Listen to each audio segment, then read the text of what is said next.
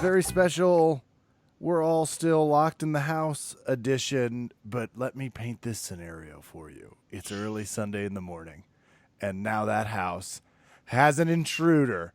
You're woken up, emergency situation. In this case, it was Anthony Smith's wife, because at least someone was paying attention. She's like, there's a man in the house. They can hear him yelling. He verifies there is a man in the house. Proceeds to, according to him, get into one of the toughest fights of his career, which is a common theme here. And he was quoted saying, no normal human is able to fight like that. He said he peppered him up with knees, haymakers, kicks. This person came back with everything he had. Fighting not always easier from outside the cage. Anthony Smith has proven it. It is time for Verbal Tap. I'm your host, Kevin, and I am scared shitless of this story. Everything about it. Raph, how are you doing? Fine. I'm in my house and I'm safe, I think. I have some contention with this story. The first of which is when Anthony Smith's wife turns to him and says, there's a man inside this house. I think his response should have been, there's always been a man inside this house. Damn right, woman. Now go back to bed. Take it's like, that. No, dipshit. No, that's not quite what I meant. Two, if Anthony Smith has issues with this, what say for the rest of us? Because this guy's murdering me, right? I don't have that kind of lion heart girth. And three, you alluded to the fact, I think this is kind of a zombie element to it. And I'd like to think that after I hit somebody with like my 4 or 5 best shots, that at this point I'm starting to look around to nearby weapons, not unlike the movie Enough, where I'm looking around at my surroundings and saying, what can I do to survive? I also want to point out something here, Kevin, which is that both you and I don't know that if a robber came in now, that they would really appreciate me saying, yo, this is me at my weakest. If you could have been here like a year and a half ago, I feel like this would be a fair fight. But I've been in lockdown for so long. I'm fat now, dude. I have to tell you, I missed the part where Anthony Thomas here. It was like, Anthony Smith. Where did you give him the lecture on social distancing? Like, did you two try and keep 6 feet apart? If you break into this house, believe you're going to get an earful about my opinions, and I'll show you where the soap is. Mm-hmm. That all sounds tougher than it is. I'm being very literal. It's going to be like, hey, excuse me, sir, I don't know if you know this, but there's a fucking pandemic. Get out. That is pretty great to imagine, though, before you start fighting with somebody, that you're just like, hold on, I can't take any chances right now. So you stay there because, I'll kick your ass, but I don't want the germs. And I don't know where you've been, crazy man who walked into my house. You might have been going down COVID lane. Omaha. So it's most reasonable explanation. You actually are kind of butting in on where my hope was for this article. Obviously, I hope, but I was like, do we have a first zombie situation of this? Like, verified? Yeah. Bad luck to attack an MMA fighter. What are the odds? You're trying to break into houses? It's like, fuck. I mean, listen, this is not an insult to our friends who do self-defense. You are fighting the good fight. But this is terrible for the rest of us who I'm pretty sure don't feel like we're John Wick. I don't feel like many of us have a cowboy scenario where we think we're going to just come through, because I know our listeners. That's to say that other people who do martial arts, who don't listen to this podcast, don't feel like they're going to yeehaw their way and they're going to show that robber what's what when they're gun, if they can find it or get to it, because they're tough as shit. Hey, did somebody cock this? I forgot if I cocked it. Never mind. It's cocked. Shit. It's not cocked. I figured out what I did. I think the other thing that upset me about this was he had to go tell this to Ariel Helwani. And I think as I was kind of breezing through the clips that I saw of it, I feel like there's a Had separate to go conversation tell that you have to have. Ariel. He texted him first Well, thing in the morning. who You're not gonna else fucking believe what is happened. there? I gotta talk about it. I've got one of those John Jones in the Park stories. And so the thing that I'm figuring out here is, you're right. It could have been John Jones for all we know. They never disclosed the man's the name. rematch. I will say, it's like, where's the security footage here? Do we not have it in the budget? I'm starting to understand why the wife's like, security's lax. I gotta stay up. Especially in the fact that, John Jones was a little hesitant. He didn't quite know who he was going to give him a match to. And while we're, good transition moment. Would explain why this person was able to take the punches. Sadly, they've identified him. Unless John Jones is using a really good fake name. It's not John Jones, but damn it. So I want to say something about the way that we do our social media, which is that we try to space out our things so we always have like content going up. And you guys who listen, that we recorded with Nikki Rod, a couple weeks ago for celebration of our 400th episode, part 2. And this is something that we're happy about. We had it go up and we're just starting to get around to publicizing it. And when we were just starting to show people who may not be, our diehards, we're like, hey, we have an episode with him. Well, guess what? Nikki Rod goes on Flow Grappling's Regis and Kathy Lee version of what they do for their daytime talk shows. And I said, okay, well, he's going with Gordon. Great get. By the way, second time Gordon, I think, appeared on that show in the same week. So I think we're running out of stars in grappling, if that's the case. He's retired. Anyway, I say, you know what? I'm going to go ahead and wait. I'll wait it out. We'll put it up this week. As I'm putting it up this week, Nikki Rod decides, what's a good time to challenge John Jones? Now seems like a good time.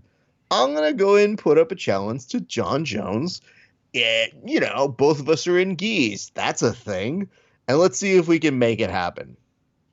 Now, I don't know if many of you heard our impassioned plea, but the first thing I'm thinking about for John Jones isn't necessarily like, ooh, can we get him in a sub-only match? We definitely can. We just have to get Nikki Rod brought up on some charges here in the near future. They're going to be slightly more elevated, but we can get him into Albuquerque PD, I'm sure. I'm absolutely sure we could. I just like the fact that as people were saying, like, I want to see this match happen. I want to see this match happen. I was like, guys, this is how this continual behavior continues to go on, is because he just keeps getting away with it. And there's no repercussions for it. And I think we've seen some of the people, like, there have been a couple stars who have said, I don't feel any sympathy for him anymore. He's choosing to be this guy. No. Even as troubled as he is. Drunk driving chooses you, Raph. Everyone knows that. That's when the coca, the gun habit, and the drinking while driving, when they show up at my door, they know I'm going to be playing in the band that night. And I think John Jones is just a guy that gets it. Verbal Tap Legal has jumped off the balcony. You saw Verbal Tap Legal? Okay. I saw one of them. He jumped on the mattress he's out of the loft. He was like, I'm leaving and I'm doing it painfully. Verbal Tap Legal wrote in very large cursive letter before jumping off the building, we lost Mothers Against Drunk Driving. The coca does not choose you. And I disagree. So to me, nature nurture, it feels like it chose John Jones like a superpower. Yeah. So anyway, we put it up today, and I got to tell you this. I enjoy the Nikki Rod. I know that he's looking for a good, fun match, and I think under different circumstances, yeah, of course.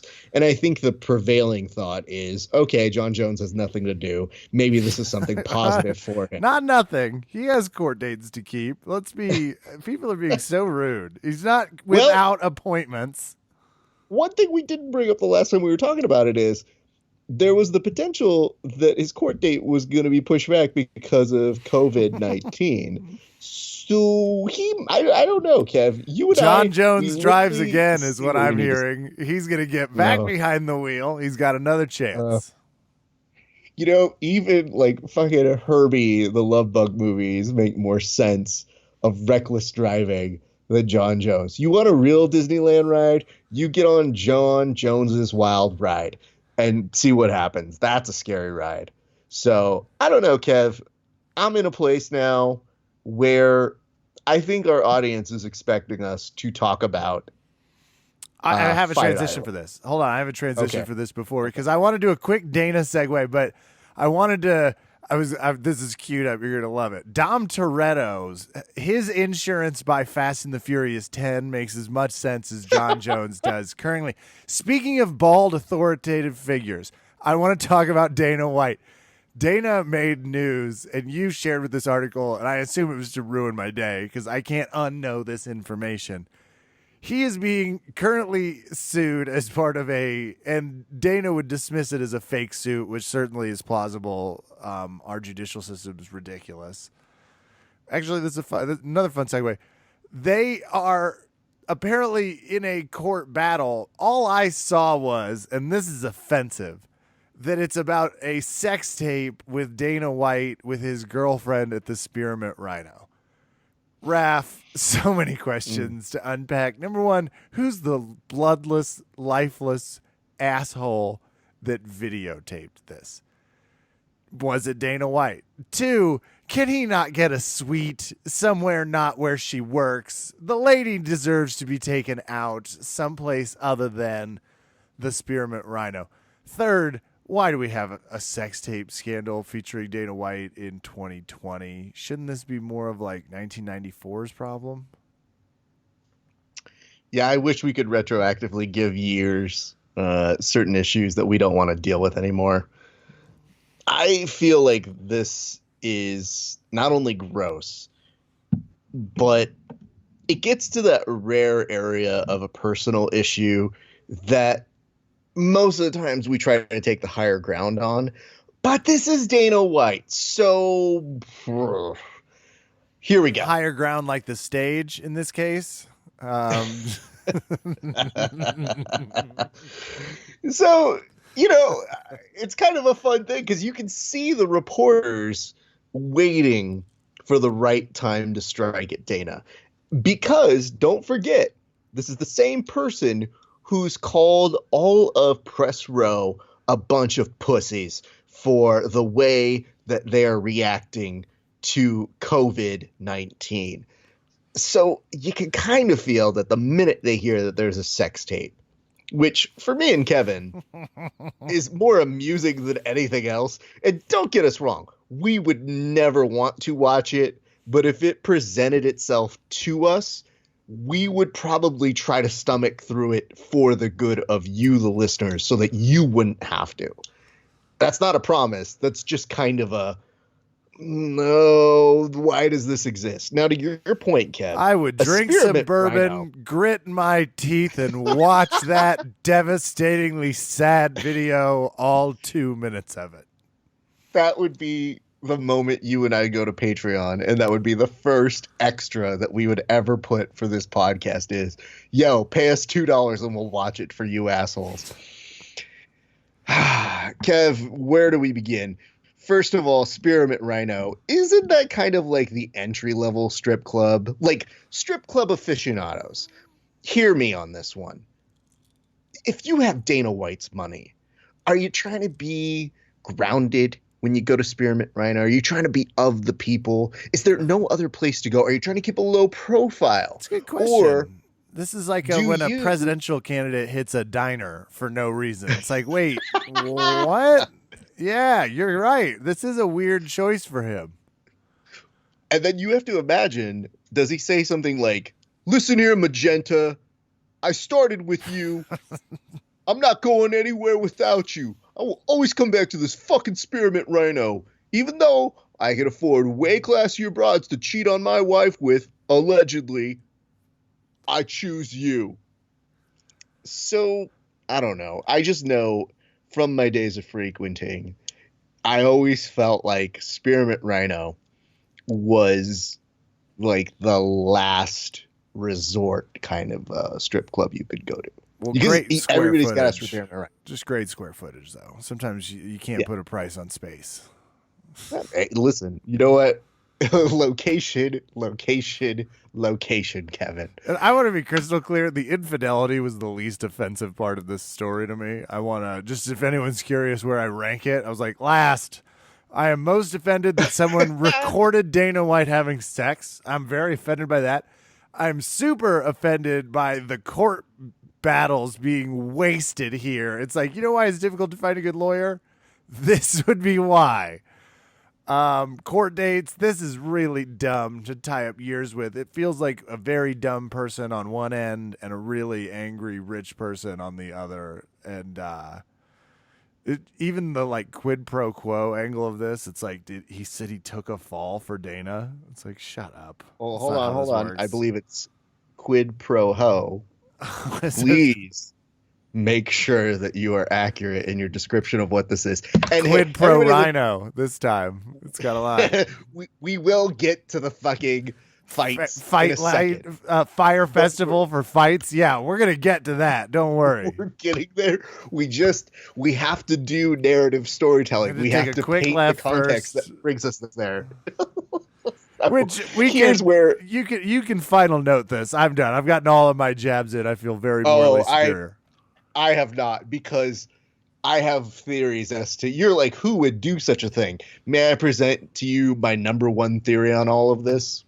Ariel Helwani paid a guy? No, good. God, I wish so. Number one theory on Raf Esparza's list here. I'll tell it to you guys right now. I think Dana's so old, he might have actually old personed the front camera of his phone and that he might have filmed the sex tape accidentally, because that sounds like a dumb thing that Dana would do. You're not bad. You're not saying, I mean, Ariel Helwani isn't far off. I would think Randy Couture would probably be in there somewhere. I mean, there's a list of people. Scott Coker probably tapped some things. Again, who cares? Whatever. It's just funny to hear it. I think the funnier thing to me was, this is one of those things where Dana White admits that this has happened before, that he's trying to extort money from him, and that he's so sick of these allegations being there because it could possibly be true. And I was like, I mean, it could be true. Some of it definitely. There was some previous payments being made to this human being. Like, this human being knows. Right. So maybe, he's both a sleazebag and it's true for everybody. So anyway, you can tell Cue Ball is not in a great mood between having to relocate an entire fight card that everybody keeps saying is cursed, and he refuses to say is cursed. Boy, and proof, yet right? society. Oof. And let's get to it. 5. Do we get to the fighters, the venue, or the weirdness first? Which order do you take on this story? All right. So, in one sentence, the context, if you're listening to this in the future and this is the only podcast you hear about it, 2 guys who are super good at fighting have been made to try to fight 4 times previously. And for whatever reason, it just didn't happen. But this time, it was going to be different. That is, until a pandemic happened. And if you believe in God, this is one of those times that you say, listen, this is a pretty good evidence the rapture is coming, sort of a thing.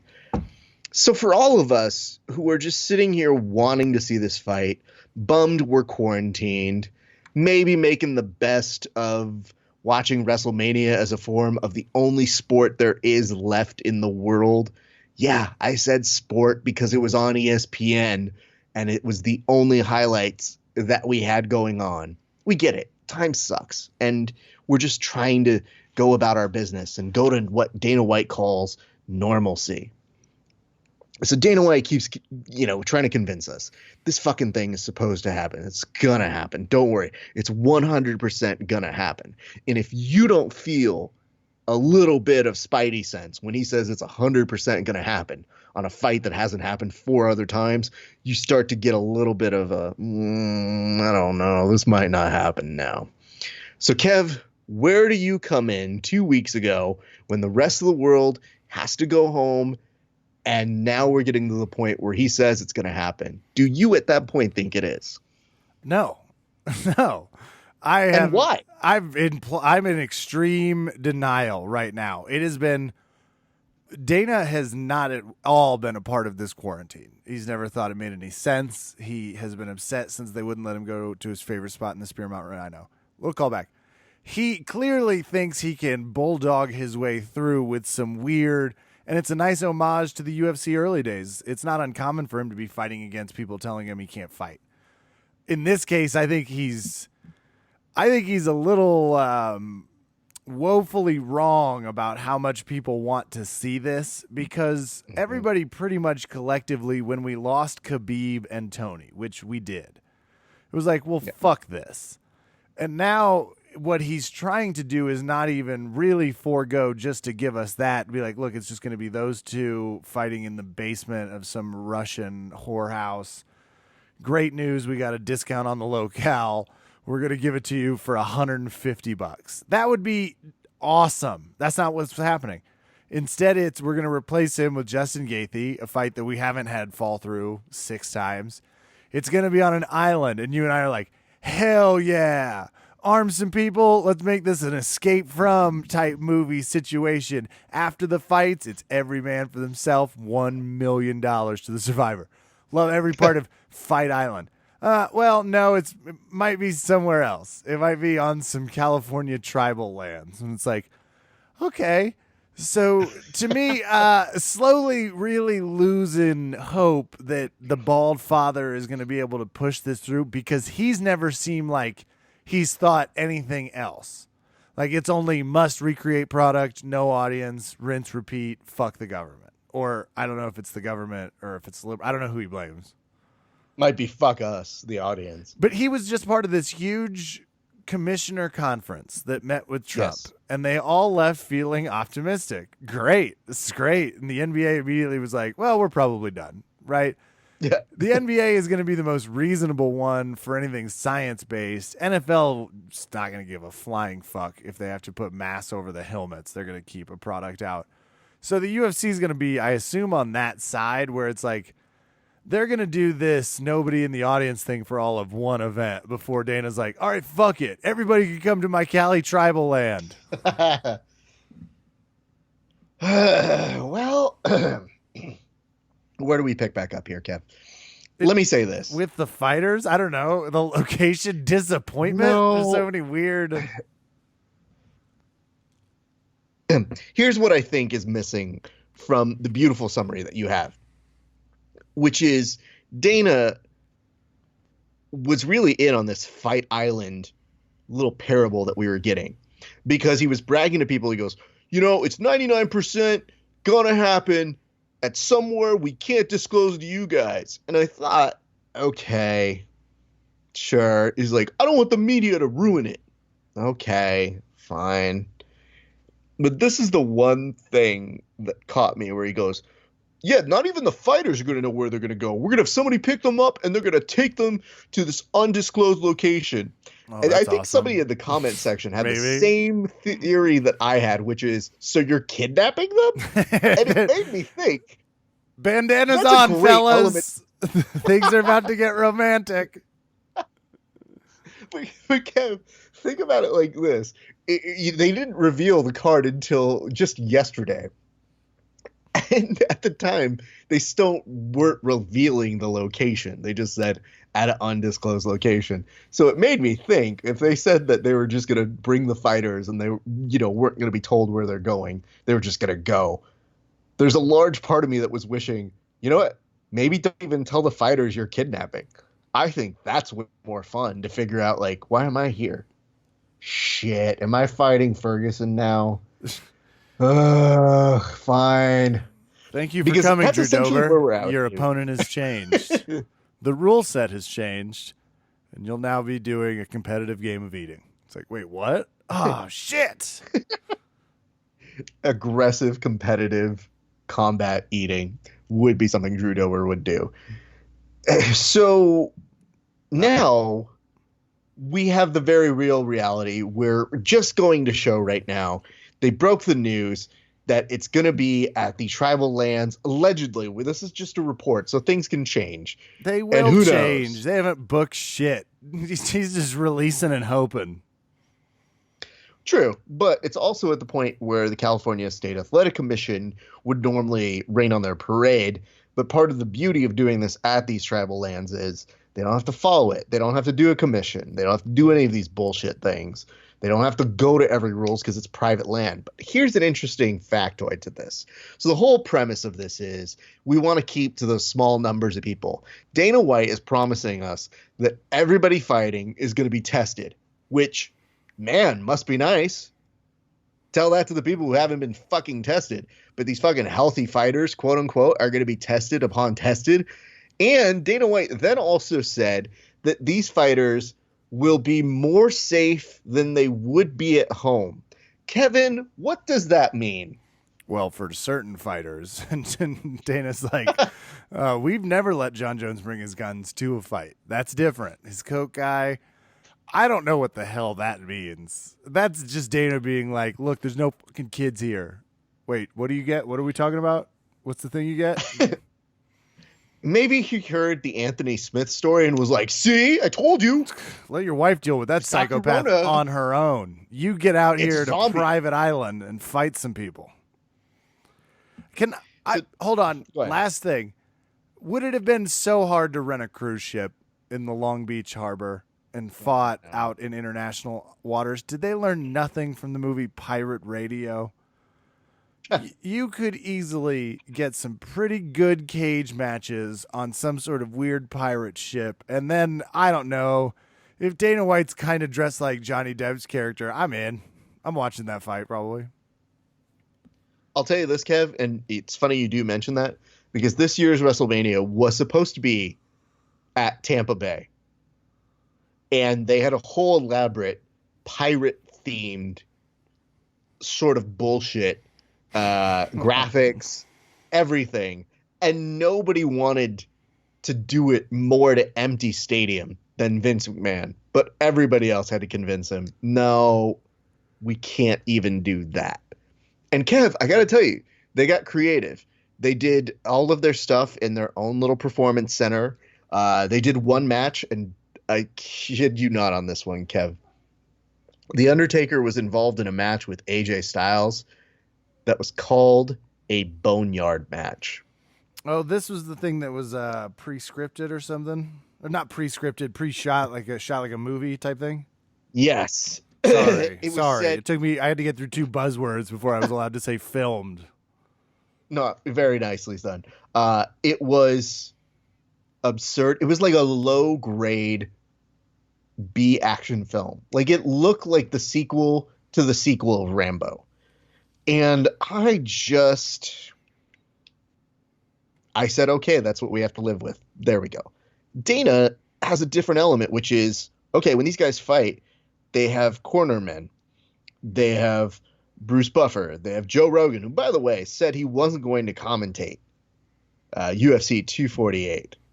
And now magically is. Maybe because he's just within California. But when they were talking about going international, Joe's like, yeah, I'm not doing it. Because he's a little paranoid about the whole coronavirus. So we get it. Anyway, Kev, as we come to all of these things, and the fact that Dana's so insistent upon this happening, I'm so happy for Justin Gaethje. I think it really is a good case scenario. He is and the big winner kind of does here. fuck over. He's the big winner. It kind of does fuck over Conor McGregor. I will say there is one thing I kind of wish a little bit more for Justin Gaethje, which is his response to this was, oh, I'm terrified, but hashtag for the fans. So he's admitting that it could be a very dangerous sort of a thing. But I think this one is the equivalent of telling your wife, prepare for the best 3 inches of your life, because he just said, Justin Gaethje says that Tony Ferguson will face 18 to 19 minutes of pure hell. My question for you, Kevin, is, has somebody informed him that the fight is 25 minutes or 15. I guess it would be 25, but that he just assumes he'll finish it in that late fourth round, probably. Or he just figures like, hey man, I'm gonna coast for at least 6 minutes. I built that in, cause yikes. I mean, he's very forthcoming about this, and I do dig that about this. Let's talk about the fact that every person involved in this, based on the stupid pandemic that we have, would normally get a free pass in the whole situation. Dana White would be totally on the side of saying, you know, I really get it. He's trying to give us something entertaining to watch when all of our lives kind of suck because of this thing of being, you know, stay at home, blah, blah, blah. Woe is us, first world problems, blah, blah, blah. But let's just say this. When Dana White attacks the media and then says they're pussies and then gets told he can't do this, he can't do that, he can't do this, it becomes a logistical nightmare to the point where one of the people is so confused in the situation that they fly back to Russia. So in essence, because everybody said, well, it's 100% going to happen in fucking, you know, Saudi Arabia or Abu Dhabi or somewhere over there. And that Khabib's like, well, yeah, I guess I'll go back and finish my training there to acclimate that I need to for the last few weeks of, oh, that's right, I'm now under quarantine. I can't move. Totally would get it. I understand it. We give you a free pass. And in fact, Dana, if you even said, let's just fucking not do it, because as much as we like Justin, we just wanted to see Tony and Khabib. And we would have been okay saying, let's do it in a couple months. But instead, we're doing something for an interim title that I don't think holds any weight to anything. And then on Khabib's side, Khabib went out and he was being pressured by the media to say something. People were saying he was running away from Tony, and even Dana was coming to his rescue, even though, you know, deep down inside, he fucking hated when he went to Russia. But again, a logistical nightmare. I totally understand it from Khabib's perspective. Except for the fact that Khabib's whole deal, even the week leading into this whole melee, was send location. I go there. I fight him. No problem. I will fight him. No problem. What's that? You sent location? I can't right now. Can you send me more convenient location? I won't quite be able to make that one. Shit. See, the way my airlines are working right now, I cannot. Even when they're like, yo, we could give you a private plane. Like, there is regulation that would allow oh, no, you don't want to do that? Okay, totally get it. We would totally excuse that because we understand that.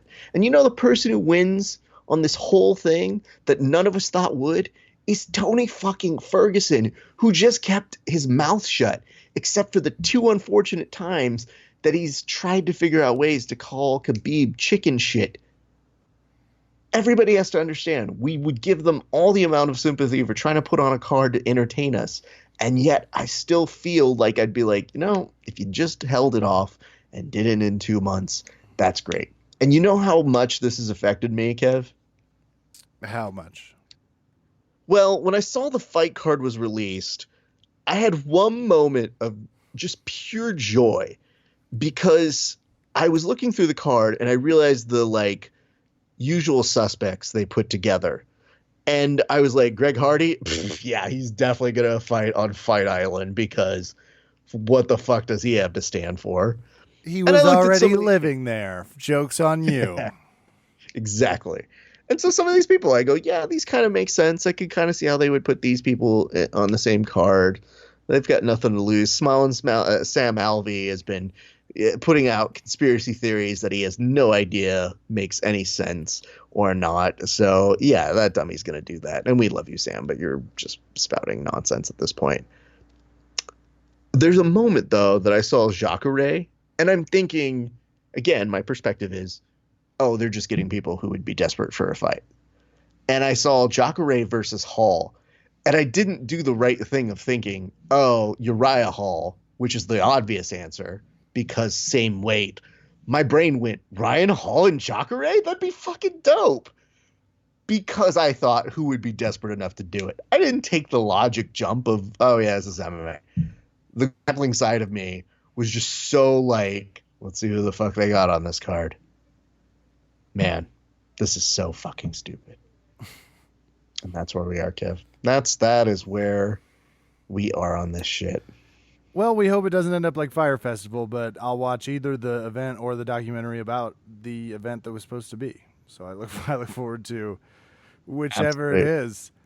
What a fun little sidetrack episode. Way too much about Dana's sex life. A good amount about some home security situations and why the best preparation is to be a contender in the light heavyweight division of the UFC. If you really want your skills sharpened against home invader, guy did end up in the hospital. And of course, we've got Justin Gaethje fighting Tony Ferguson from some unknown tribal location, probably on a blimp, yet to be disclosed. That's going to do it for us tonight here at Verbal Tap. I am Kevin. Thanks for listening. Good night and good fight.